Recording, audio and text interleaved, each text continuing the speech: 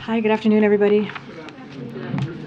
Before I turn it over to my NSC colleague here, I want to say one thing at the top.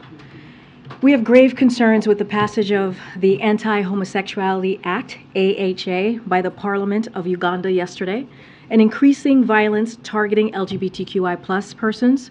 If the AHA is signed into law and enacted, it would impinge upon universal human rights, jeopardize progress in the fight against HIV/AIDS, deter tourism, and invest in Uganda and damage Uganda's international reputation.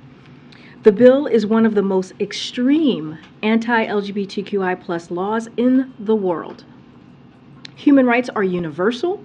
No one should be attacked, imprisoned, or killed simply because of who they are or whom they love. And with that, my colleague John Kirby is here to offer a preview of the President's upcoming trip to Canada. As you know, the President will be heading to Canada tomorrow and answering any lingering questions about President Putin and President Xi's meeting this week in Moscow. Admiral? I'm sure there's no lingering questions about that.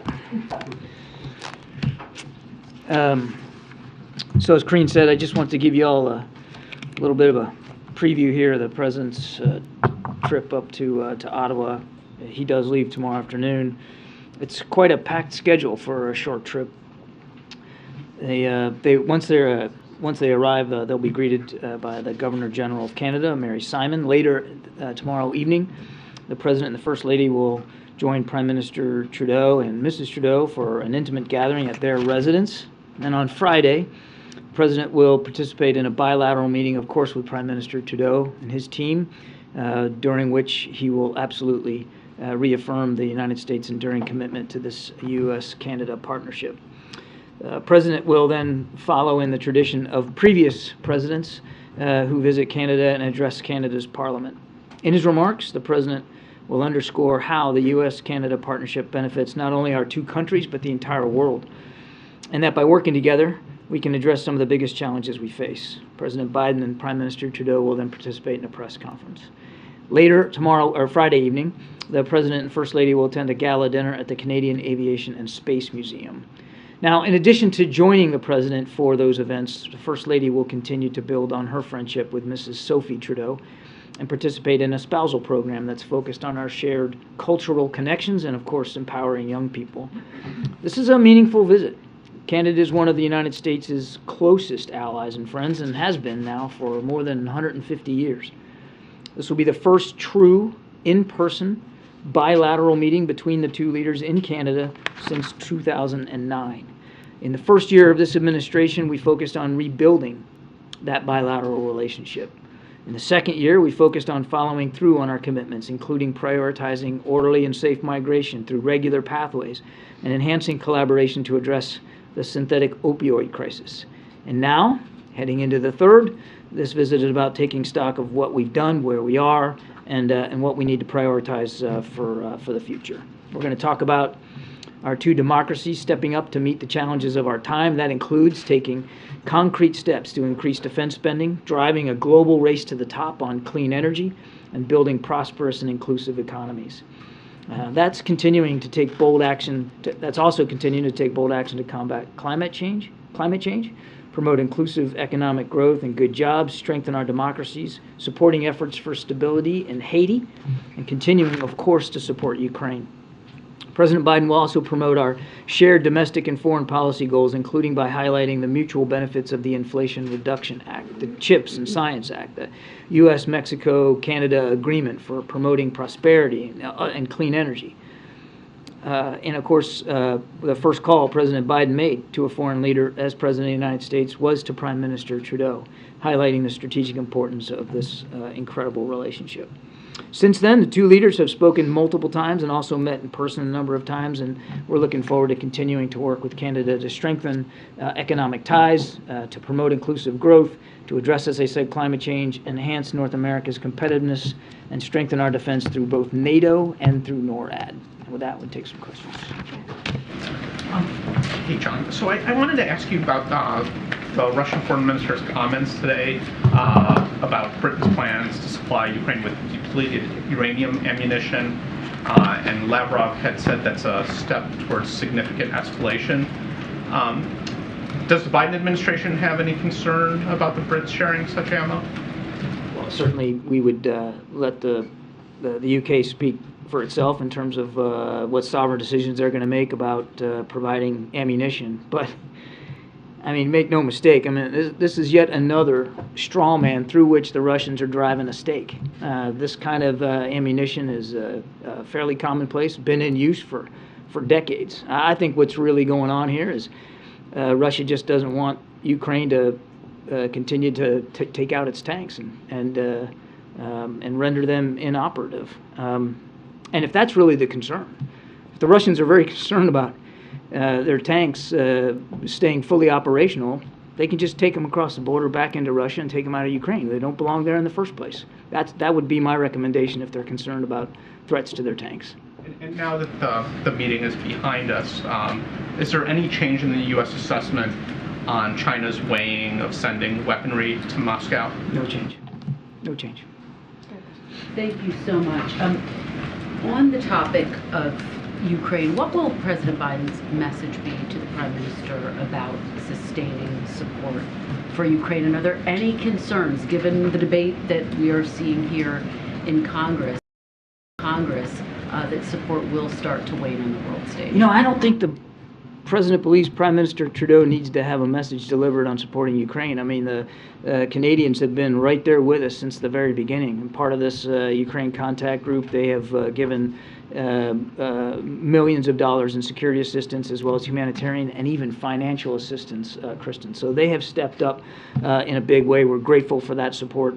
Prime Minister Trudeau doesn't need any messages from us on that. And as for the public support, again, we are very grateful for the bicameral and the bipartisan support that we're getting on Capitol Hill, and you can see that continue. Even with the House of Representatives now in Republican hands, the House leadership has been consistent in wanting to continue to support Ukraine. We're grateful for that, and we fully expect that will continue. If I could follow up with you on the news yesterday that the U.S. is accelerating the timeline for sending Abrams tanks to Ukraine. Can you talk about that decision, and also, are there any renewed discussions about potentially sending Ukraine the F-16 fighter jets that they've been asking? No change to our policy on fighter jets at this time. Nothing to speak to. I think the Pentagon laid out in more detail yesterday the decision making on the Abrams tanks. We have said from the very beginning. Heck, we've been saying this since the war began. We know there's a sense of urgency we all share. Time is no one's friend here in this war, and that's why, really, throughout this long process, we have, at unprecedented speed, been able to provide capabilities to the Ukrainian armed forces, and that includes with small systems like Stingers and artillery ammunition to big systems. Now, the bigger systems, they take a little bit more time, and you got to make sure there's a supply chain in place. You got to make sure that the Ukrainian troops are trained, so it does take a little bit more time. As they worked through the Abrams decision, which was through a different mechanism than drawdown authority, the Pentagon was able to find a workaround to get a version of the Abrams tanks there a little bit sooner. Very quickly on TikTok, how closely will the president, how closely will this administration be watching the CEO testify tomorrow on TikTok, and what are the concerns heading? Well, we note that he's going to Capitol Hill. Certainly, we'll be monitoring the testimony. But as you know, there's a CFIUS review going on. We're not going to get ahead of that. And as you also know, we've made very clear our national security concerns about that particular application. That's why it's been banned on government devices. Go ahead. Thank you, Karine. Thank you, John. I have two questions. First one, besides the joint statement on Ukraine yesterday, China and Russia also signed a separate 8-point joint statement on economic cooperation before 2030. In that statement, China promised to work with Russia on financial market, loan and payment, and supply chain, all the areas we see Russia as being sanctioned. What is U.S.'s take on this development? We don't support any effort to to decrease the sense of isolation that Putin has already experienced from the international community. We don't support any effort to bolster his economy or make it any more healthy. We don't support any effort by anybody to make it easier for him, financially or otherwise, to continue to slaughter Ukrainians. Second question. I'm sorry, I have two questions. So Japanese Prime Minister Kishida took a trip to Ukraine and Poland. And as the only Indo-Pacific country in the G7, in the joint statement of him and President Zelenskyy, a free and open Indo-Pacific, peace and stability across the Taiwan Strait were all mentioned.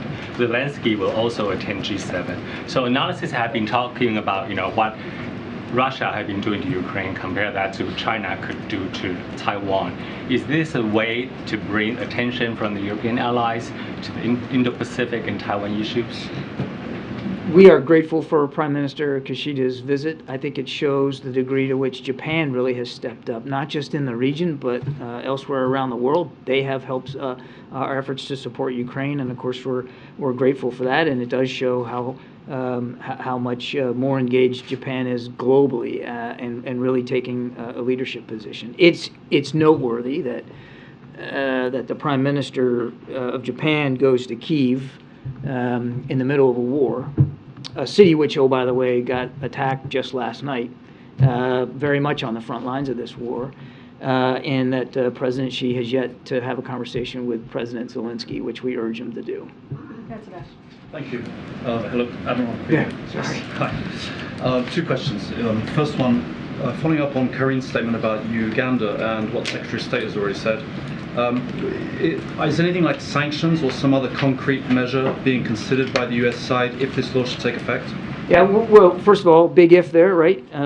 This is the Parliament passing it. It still has some process to go here. We're certainly watching this real closely, and we would have to take a look at whether or not there might be repercussions that we would have to take, perhaps in an economic way, should this law actually get passed and enacted. And that would be really unfortunate because so much of the economic assistance that we provide Uganda is health assistance, and largely through PEPFAR.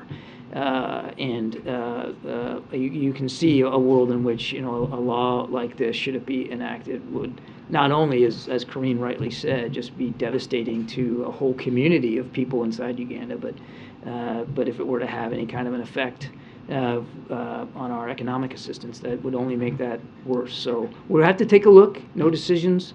We're watching this very, very closely, and hopefully it won't pass and we won't have to do anything.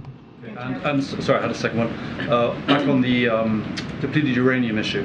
Has the U.S. sent any depleted uranium ammunition to the Ukrainians? Would it do so? And secondly, what do you make of the Russian and Belarusian kind of veiled threats about using some sort of, going nuclear themselves? I mean, that's kind of what they're saying. They're saying if you use a little bit of nuclear, we could go nuclear. They've been saying that. Lukashenko said. You mean in reference to the depleted uranium? Yeah. Has the U.S. sent any of this stuff itself? So look, we don't typically talk about the specifics of ammunition that we're providing, but we're not providing depleted uranium. But I think it's important to remember what this is. And this is. There have been health studies done on depleted uranium munitions. It is not a radioactive threat. It is not anywhere close to going into the nuclear realm. That's why I described it earlier as a stake through a straw man. This is a commonplace type of munition that is used particularly for its armor-piercing capabilities. So again, if Russia's deeply concerned about the welfare of their tanks and their tank soldiers, the safest thing for them to do is to move them across the border and get them out of Ukraine. John, two topics for you. First of all, on President Zelensky's visit to eastern Ukraine near the front near Bakhmut, what does the fact that he was able to travel there say about the strength of the Ukrainian positions there? And then secondly, a lot has been made about the relative significance of Bakhmut. What does his visit say about the importance of that city for the Ukrainian forces? So interesting split screen, wasn't it, Jeremy? You have the president of Ukraine going to literally to a town that's been under assault now for weeks, where thousands of Ukrainian soldiers have fought and many have died, as well as tens of thousands, we estimate, Russian convicts. I mean, it's where the most vicious fighting is going on, and he goes there. The other day, Mr. Putin decides to go to Mariupol, which is about as far away inside Ukraine from any fighting as you can get, to inspect the reconstruction after the damage his army did to Mariupol. President Zelenskyy has made very clear that he wants his forces to keep fighting over and for Bakhmut, and they haven't given it up. The Russians have made some incremental gains in the last few days, but only incremental. I mean, we're talking block by block kind of stuff. And the Ukrainians are still fighting very bravely to try to prevent Bakhmut from falling. I'll let President Zelenskyy describe his strategy and what he wants to prioritize and how he wants his troops to fight and where.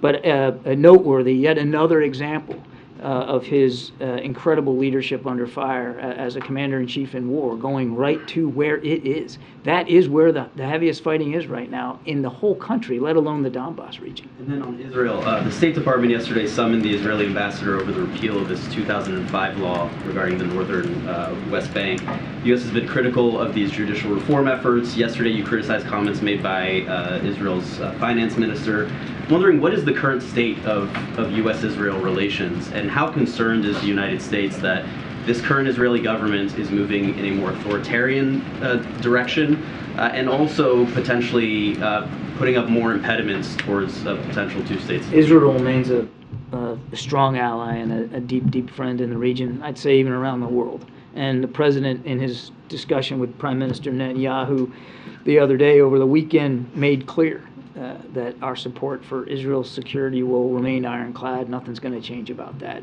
And he has, through his entire public life, been one of Israel's strongest supporters and friends, and that will not change. Now, he has also said, and he's communicated it publicly, and of course he's communicated it privately, our concerns over these proposals, these proposed judicial reforms, and he has said, and he said it again over the weekend, that we urge Israeli leaders to seek a compromise as soon as possible, and then that's where we are. In the back. Hi, John. Getting back to the Canadian visit, is one of the issues being discussed the safe third-party agreement? A loophole in it is what's causing many migrants to come from the United States into Canada. Is there any discussion about modernizing it or scrapping it? I don't want to get too far ahead of the agenda. I think we'll have more to say once we get up to Ottawa, and of course the president will have a chance to talk to y'all when the meeting's over. But as I said in my opening statement, without question, they'll be talking about issues of migration, which affects us both. I mean, there are more people on the move in this hemisphere than there have been since World War II, and that affects both our countries. And secondly, in the preview, you talked about climate change and so forth, but there was no talk about energy. Is there a push or a discussion to import oil or energy exports into the U.S. from Canada? Again, I'm not going to get too far ahead of specifics. I think energy security clearly will be on the agenda, as well as clean energy jobs that will be brought to the hemisphere from the Inflation Reduction Act, as well as the Canadians have an emissions control plan that they've put into place that will also help again drive clean energy innovation here in the hemisphere, certainly between our two countries, and that's pretty exciting stuff. We're looking forward to that. Just wanted to, if I could follow up on that, John. The specific concern of the Canadians is this 2004 treaty. I imagine the president's position is that he doesn't want to see a change in that treaty. But can you speak generally about the United States' position when it comes to the concerns the Canadians do have about migrants heading from this country north? And secondly, if you could lay out some of the asks you'll make of the Canadians when it comes to NORAD modernization. So on the first question, we've had many opportunities to talk to our Canadian counterparts about migration concerns, and it's not at all something that Prime Minister Trudeau and President Biden haven't spoken about. In fact, we were down in Mexico City not long ago for the North American Leaders Summit, and that was a prime topic of discussion. You guys all followed up on that. So I suspect that they'll continue to talk about this tomorrow and Friday. I have no doubt in my mind. I'm not going to get ahead of any decisions that might be in the offing or how this might transpire. But issues of migration, we are well aware of Canadian concerns. We have concerns of our own. I mean, it's a shared hemispheric, a shared regional challenge. So I have no doubt that they'll discuss it. On NORAD modernization, I think the issue of the Chinese spy balloon was a good reminder for all of us that we need to continue to make sure that when it comes to our defensive capabilities, particularly our air defensive capabilities, that we are at the cutting edge all the time. And so modernization of air defense capabilities, and certainly in NORAD specifically, is something that we never take for granted. We're always looking to improve that. You can see a lot of that embedded in the Defense Department's budget, which has been submitted. In fact, I think they'll be testifying this week on that. And I have no doubt that they'll discuss that as well. Good. Thanks, Karine. Just a quick question on House Republicans asking the administration to share their review on the Afghanistan withdrawal with Congress and even the public. Is the administration considering that? So I think you know that we've been engaged in an effort to review the U.S. withdrawal from Afghanistan, to assess the lessons learned. We expect to be able to share those takeaways with the public by mid-April, and of course we also have every expectation that the agencies themselves who conducted these after-action reviews will be able to share the classified reports with their relevant congressional oversight committees, again on the same basic timeline of mid-April. And one quick one, your comment on the fresh set of missile strikes that we've now seen from Russia. This comes right as she left Russia. Yeah, pretty ironic, isn't it? Yeah, and so your thoughts on whether you think that visit has now definitively emboldened Putin? Mr. Putin hasn't really taken the foot off the gas since he invaded a year ago. He just continues to find new, brutal, violent ways to kill Ukrainians and to try to destroy Ukrainian cities, basically wipe Ukraine off the map as an independent sovereign nation. So it'd be hard for me to say that this visit emboldened him, but I find it pretty dang ironic. I mean, yesterday I was up here reading quotes that these two leaders put out about sovereignty and UN Charter and peaceful solutions and cessation of hostilities. And then the very next day, Vladimir Putin's launching drones and cruise missiles into Zaporizhia and to Kyiv, and as I noted, you know, killing innocent civilians even just last night. Two of them were kids. So it's hard to say whether he's more emboldened or not, but he certainly hasn't changed tack in the wake of all that lofty rhetoric about peace and cessation of hostilities. Just one other quick one on Putin's behavior. The Russian defense minister also awarded orders of courage to the two pilots that were involved in the downing of the U.S. Reaper drone. You know, obviously the U.S. made it very clear that we found that to be unacceptable. Just what do you make of Russia portraying them as national heroes? I don't know of another military in the world, another air force in the world that would award a pilot for smashing into a drone. If that's bravery, then I guess they got a different definition of it. It's ludicrous. It's insulting. Now we don't know whether that pilot was trying to intentionally ram that drone or not, but he did. Video evidence was pretty conclusive. Either way, I mean, in the Navy I grew up in, you don't want to hit anything. Hitting anything's bad for you. So like I'm sorry. I got to throw the flag on this one. I have no clue why they would give a bravery award to a pilot who was at worst maliciously putting himself and U.S. property at great risk, and at best just an idiot. Thanks, Karine. Hey, John, a question on Canada again. Will President Biden push Prime Minister Trudeau on an international peacekeeping force in Haiti? Can you talk about what specifically, as much as you can, they plan to do in that country? No question that they'll talk about the situation in Haiti, and both these leaders talked about it when we were in Mexico City. They share a concern about the dire situation down there from a security and humanitarian perspective. This is not something that is unfamiliar to either the Prime Minister or the President. I think they will continue to talk about ways we can continue to support from a humanitarian assistance perspective, the people of Haiti and Haitian national security forces. And as for, multinational force or anything like that, again, I don't want to get ahead of the conversation here, but as we've said before, if there's a need for that, if there's a place for that, that's all going to have to be worked out directly with the Haitian government and with the UN. But I won't get ahead of what the conversation is going to be. One more thing. Do you have an update on Jeff Woodkey? Is he back in the States? Has the president talked to him? Does he plan to talk to him? No conversations that I'm aware of. You know what? Let me check and see. I don't know that he's actually arrived back here in the States. That's a good question. I owe you an answer to that. Gotcha. Thank you, Karine, and thank you, John. I have two questions on China and North Korea. First question, does the United States view on the China and Russia economic and military and technical cooperation agreement? And do you think this will affect the relation with North Korea? And then I follow up. And what agreement? I'm sorry? Economic and military and technology.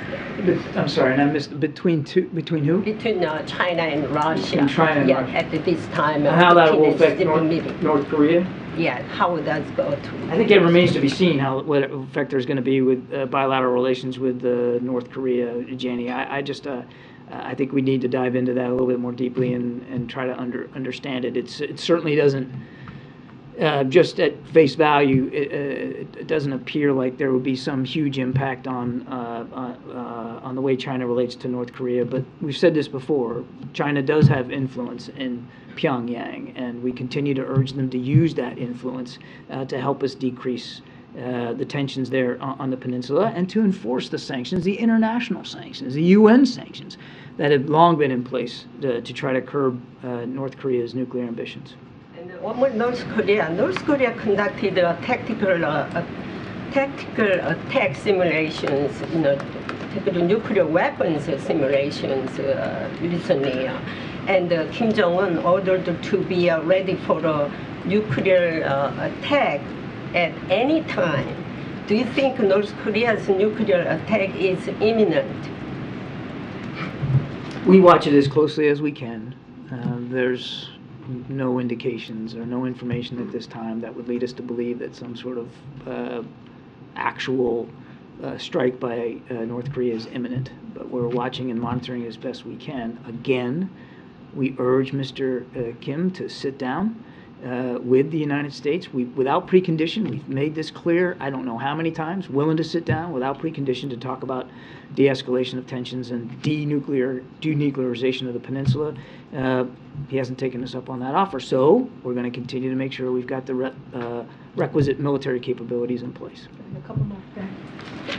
Back on Haiti, Trudeau seems to be rejecting the idea that military force is a way to stabilize Haiti. So will you urge him, will the president urge him to reconsider?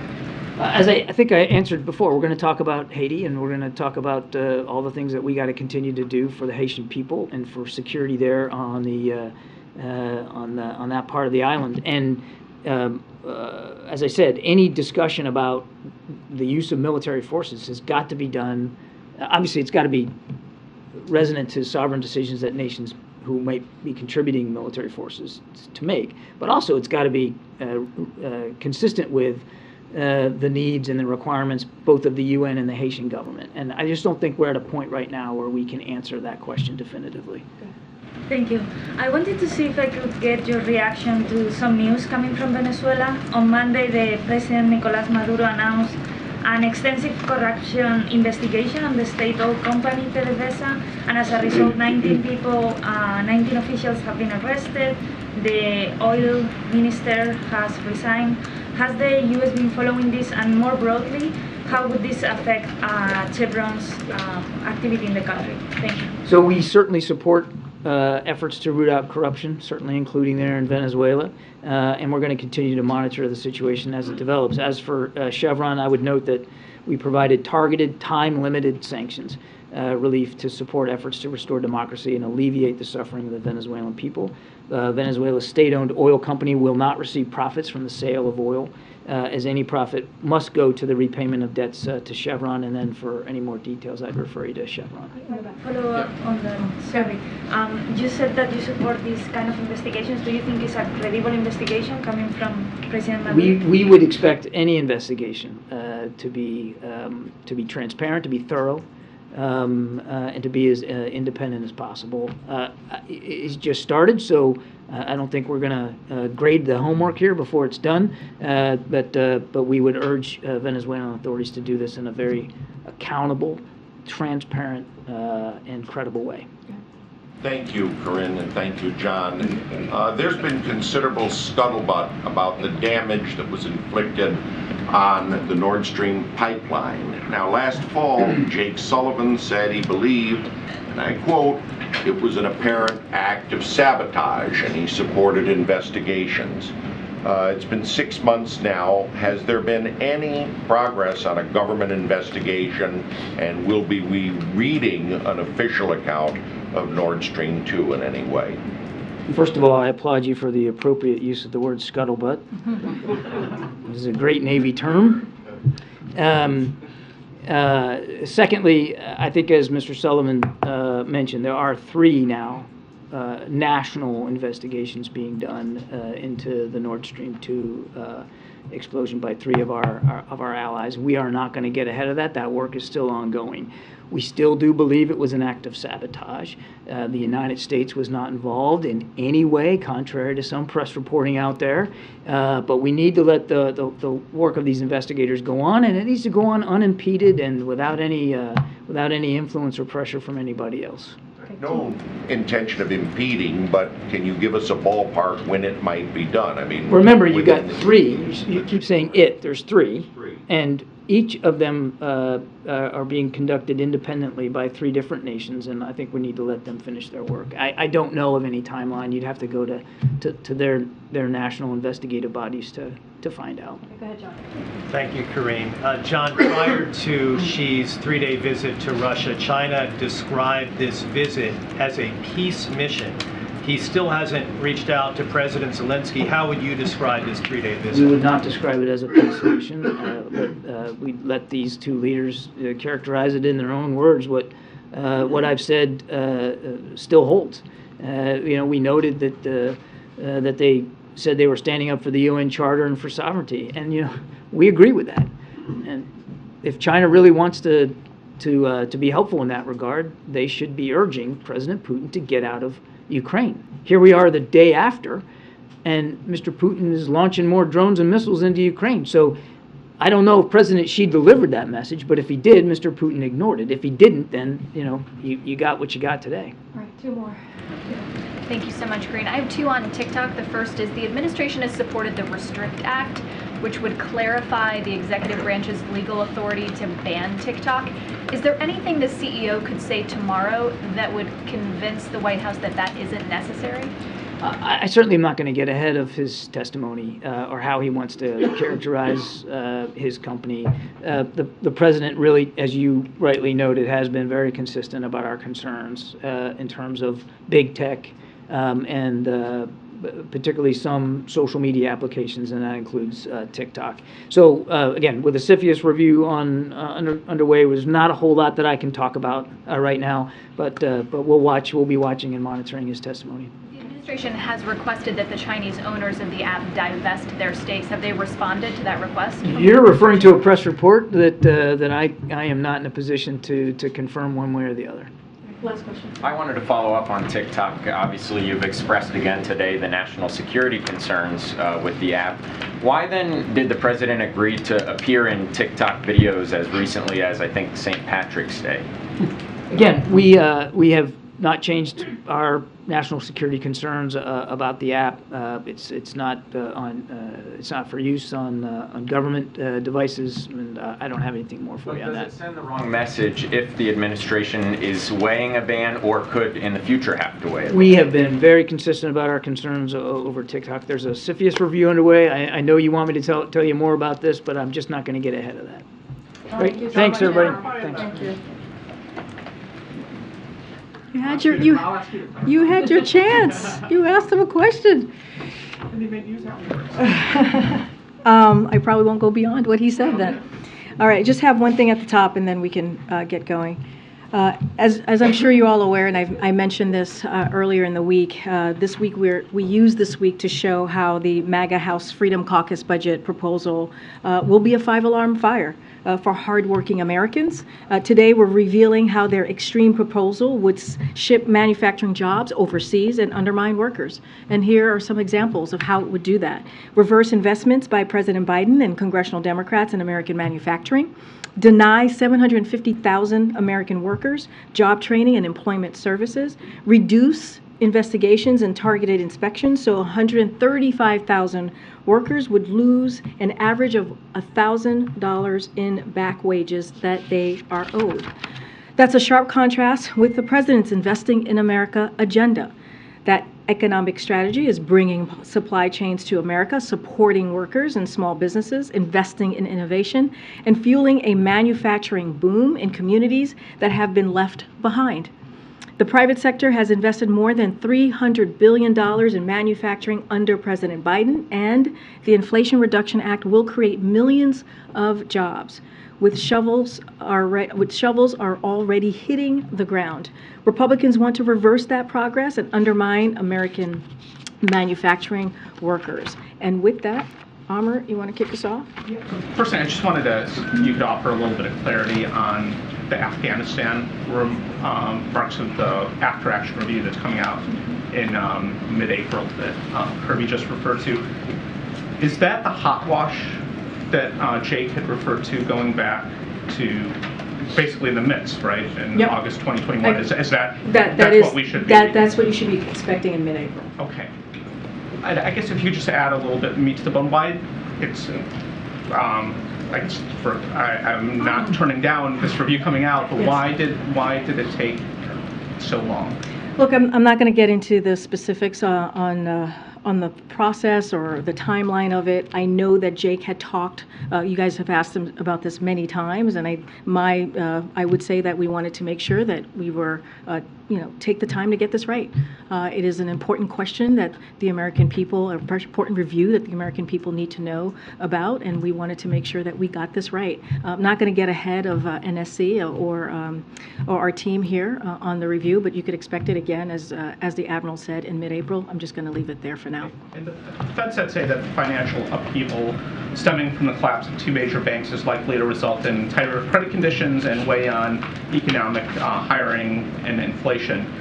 Should Americans expect an economic slowdown because of the banking system?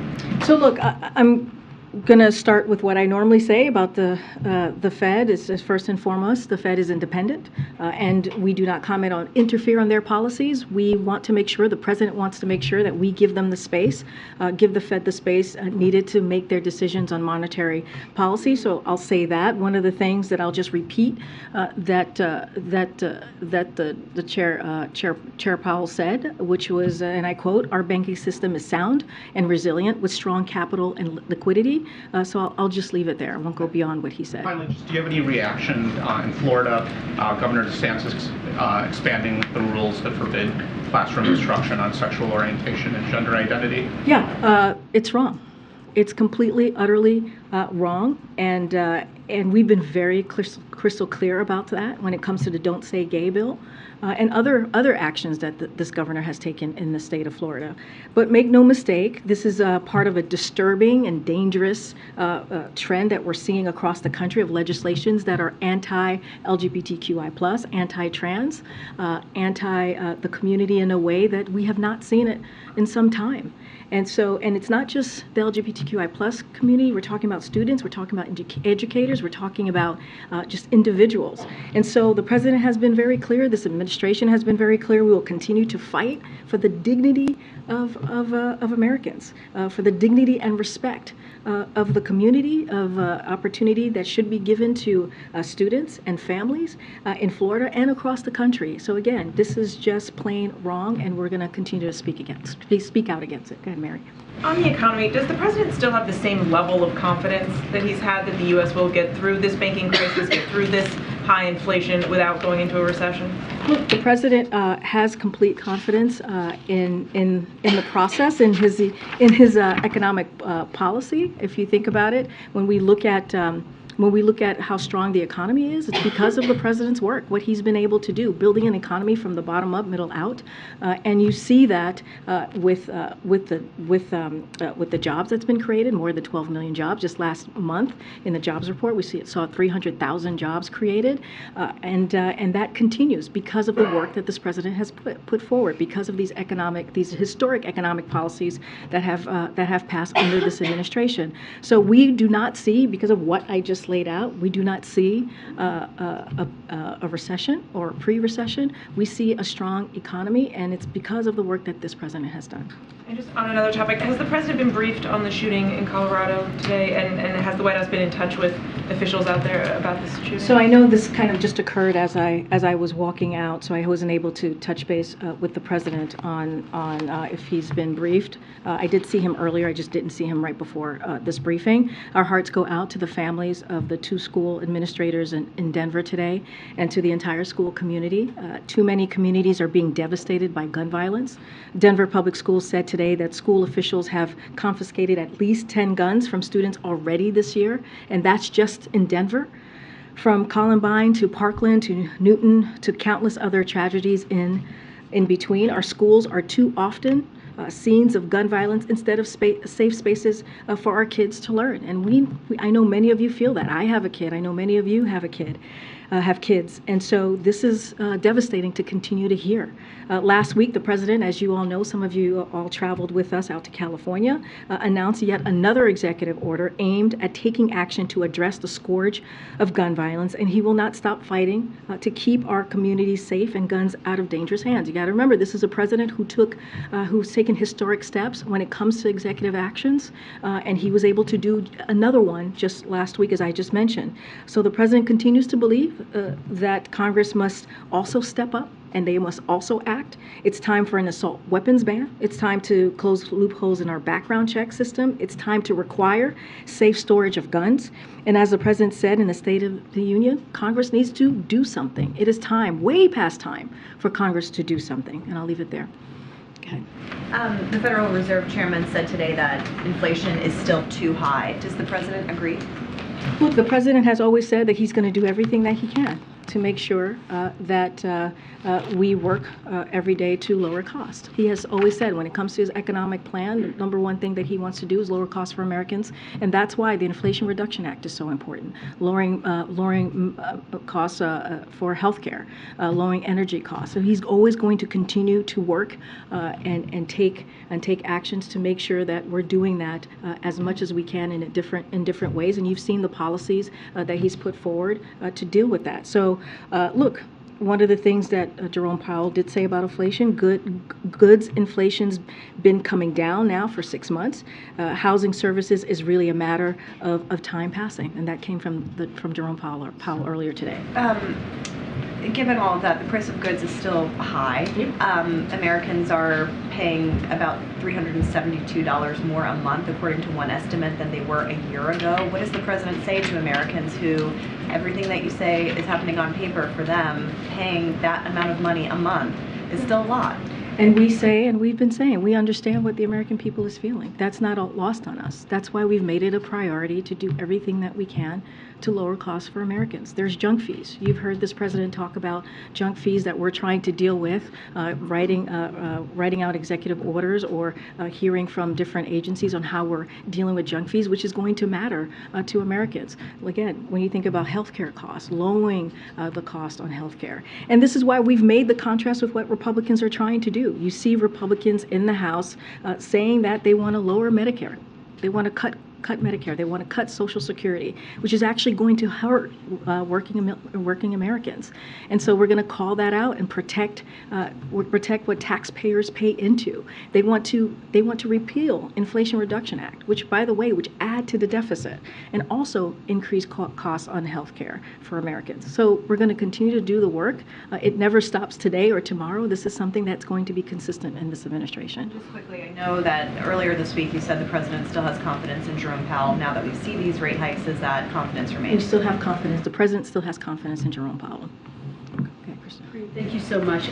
There's a bipartisan bill that's floating between Senators Rick Scott and Elizabeth Warren that would essentially require an independent inspector general to oversee the Federal Reserve Board of Governors and the Consumer Financial Protection Bureau. Is this something that the president would support? We just don't have a position on that. I understand the question, Kristen, but we just don't have a position on that at this time. Is it something that you will be taking a look at? Is it something that the president will be speaking Look, to? we normally, when it comes to legislation that's created in the House or the Senate, we always take a look, but we just don't have a position to share on this at this time. As you know, a number of economists were calling for a pause in rate hikes. Is there any concern about the action that the Fed took today? We're just going to be very mindful from here. Again, the Federal Reserve is independent. That's what the president believes. We want to always give them the space to make the decisions that they need to make on specifically on monetary policies. And so we're just not going to comment. And let me just ask you one more, Karine. President Biden said several weeks ago that he plans to visit East Palestine. Can you update us on that?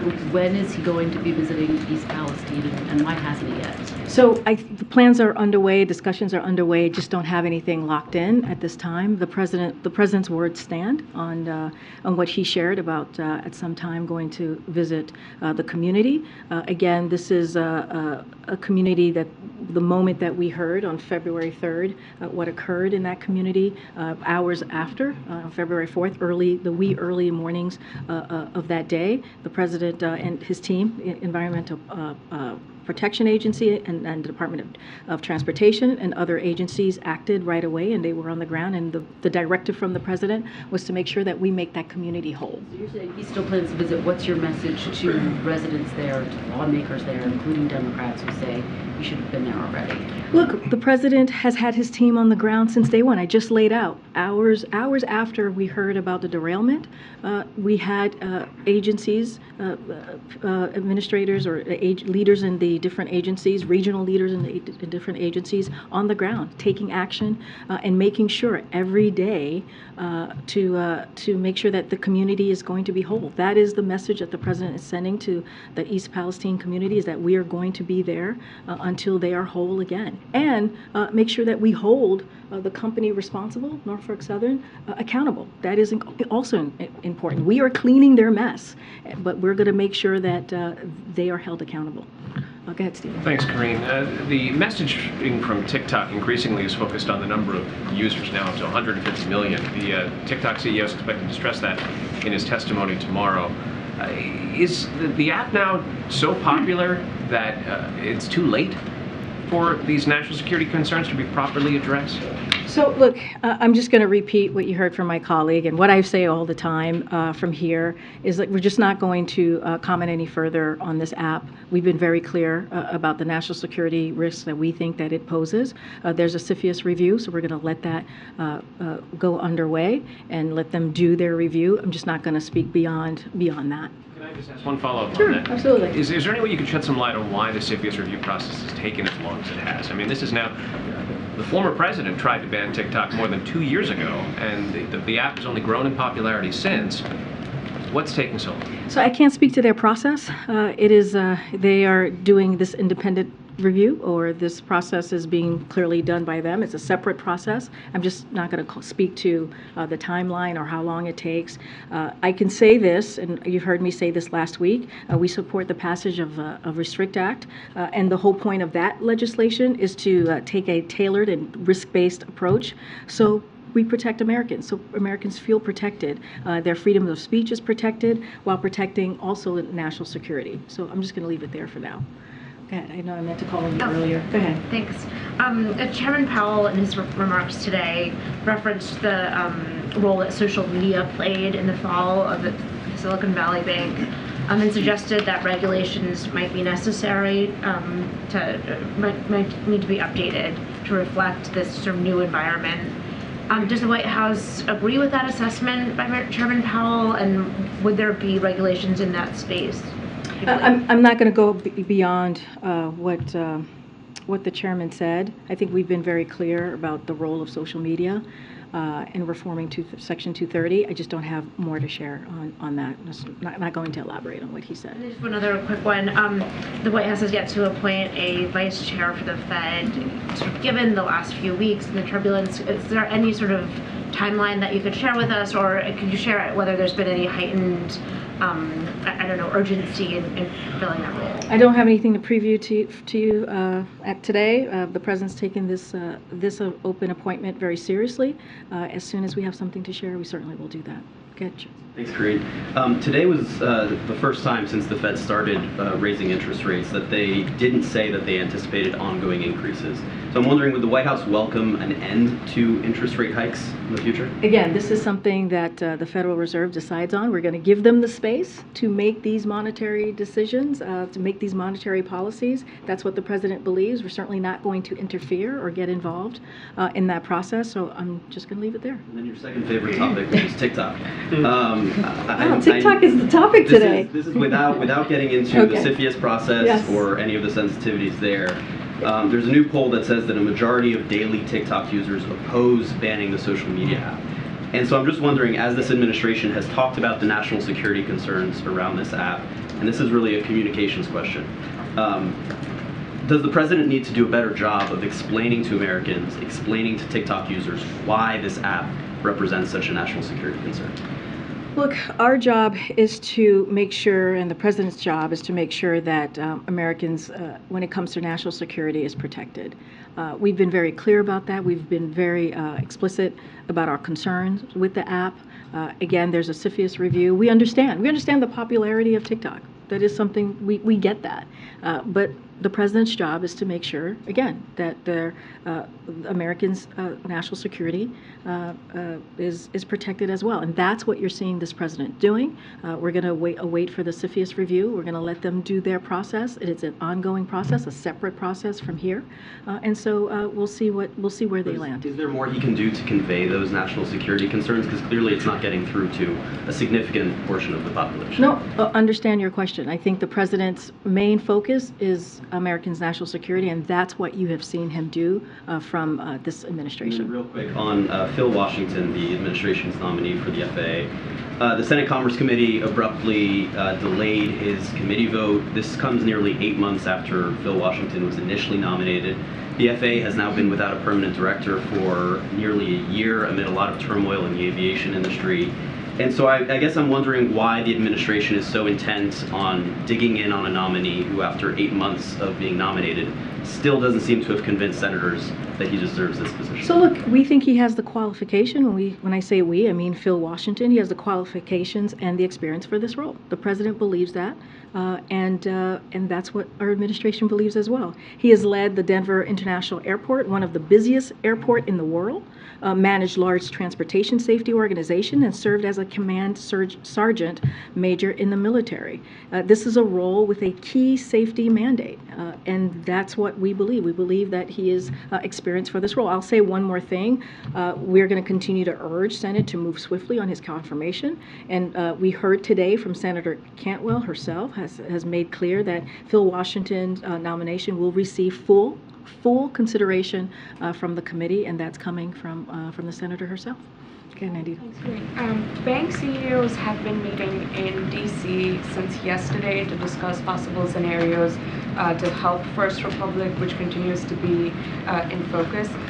Can you tell us any details in the conversations White House officials have been having with industry executives and bank CEOs, specifically on First Republic? I just don't have anything to preview today on or for you on any conversations with bank CEOs at this time. Will there be communication that you will put out? I just don't have any readout at this time or anything to share with you. And specifically on meetings with investors that we understand, administration officials and White House officials have been having. We know Warren Buffett, has met senior administration officials. We just ran a story about Jamie Dimon. He has a planned meeting with Leo Brainerd. Are they talking about throwing a lifeline? Are they talking specifically about First Republic? any details on, what the White House is talking to investors about? I just don't have any details of those conversations, these private conversations that they're having. Don't have anything to share on that. So I'm just going to leave it there. As it relates to the First Republic, again, I'm just not going to comment on any specific institutions from here because of the actions that we took last week. Earlier this week and last week, Americans can be confident that their deposits are safe, and banks have access to resources to meet depositors' demand. That's what you've seen from Treasury, and that's what you've seen from the banking regulators at the direction of this president. And we're seeing that deposit flows are stabilized, but I'm not going to comment about any specific institution from here. Okay. I have a question on a review on GI Bill funding. It found that the University of Phoenix has received more GI Bill funding than any other institution of higher learning. The University of Phoenix has had a history of government scrutiny for misleading military veterans.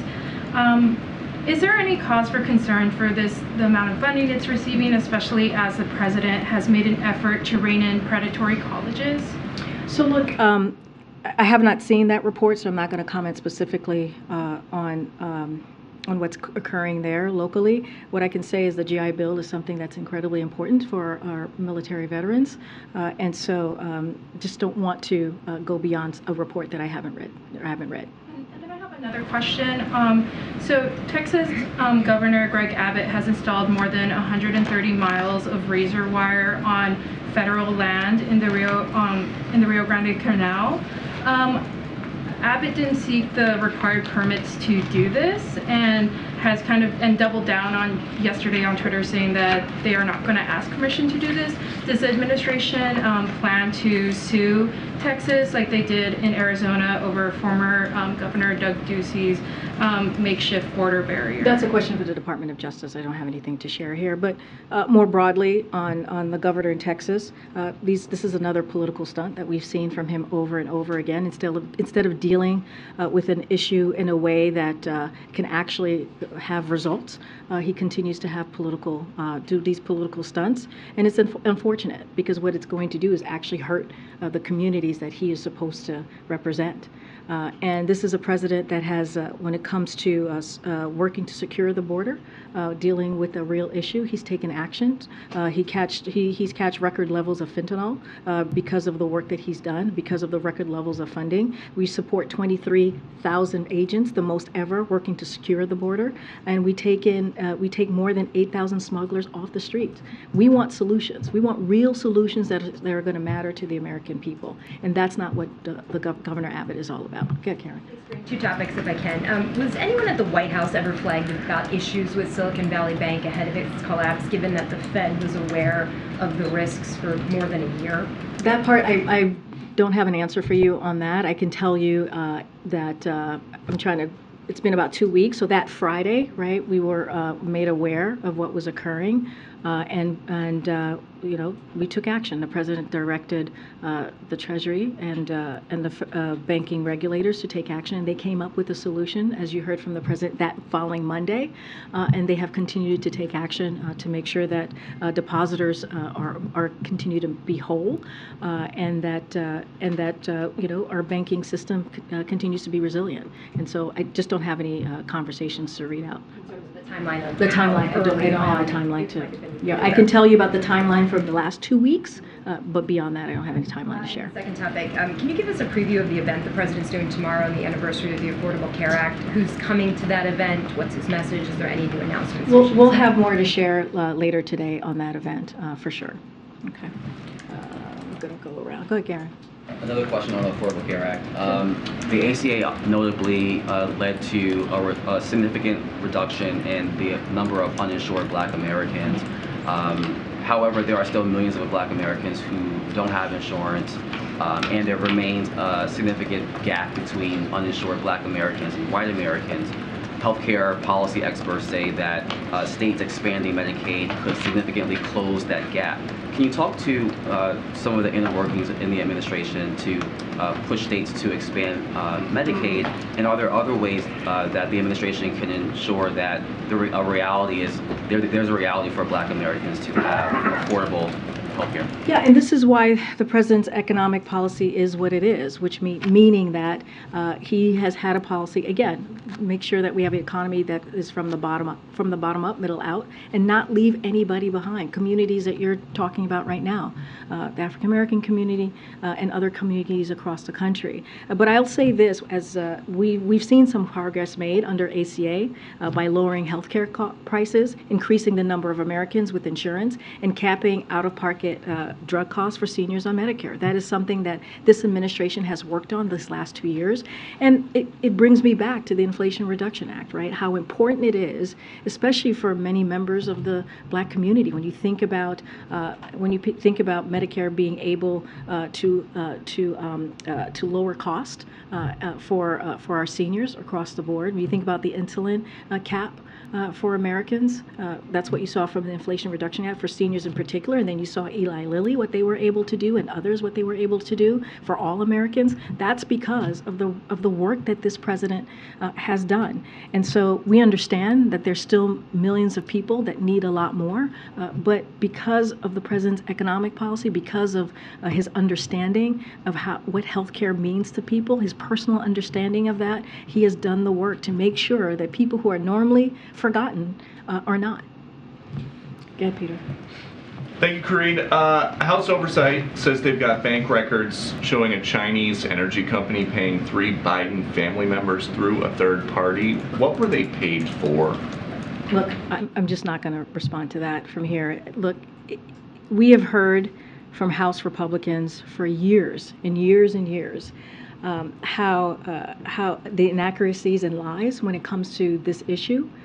And I don't even know where to begin to even answer that question, because again, it's been lies and lies and inaccuracy for the past couple years, and I'm just not going to get into it from here. Okay.